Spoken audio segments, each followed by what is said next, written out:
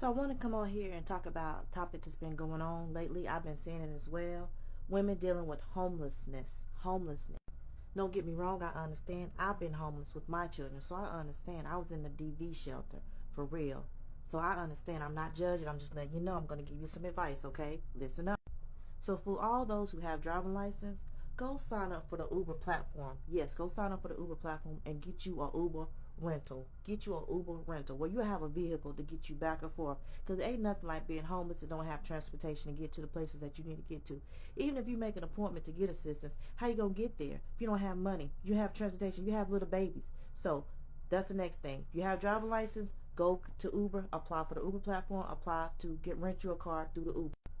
Next thing, once you get that car with Uber and get approved, you need to grind. This ain't time for you to be chilling and linking up with people that you ain't seen back in the day. This is a time to take your kids to school every day, put that time in the mornings with them, get them ready, get them dressed, make sure their mental is straight, because you got a lot you got to handle. And you need to grind. You need to grind. Turn that app on and you need to grind. Also, you need to sign up for multiple gig apps that you can use with that car. You don't have to just use Uber with that car that you got renting through Uber, but you need to sign up for all the different apps that they're available that you could do while your kids are at school, because you know you don't have child care. You know what I'm saying? So, and if you did, how you gonna get them to child care? How you gonna get them to the daycare center? How you gonna pick them up from before and after school care? Because you don't have a car. So now you have a car, you need to make it do what it do. And while you grinding, make sure you put up enough money for a extended stay. You got a car now, so you don't have to live on the inside of the city. You could go to the outside of the cities that were a lot cheaper for our extended stay hotel. And while you're at that extended hotel, get you a computer, get you a laptop, and find your work from home job. So while those kids are at that hotel, they got their baths, they got a safe space, you ain't going through a whole bunch of, toxic environment. Get you a work from home job. Find your work from home job that you can do while those kids are asleep at night. Because this is a time you need to grind, my sister. This is a time you need to grind. This ain't time for you to be sleeping and all cuddle up. No, you need to grind from sun up to sundown to change your situation.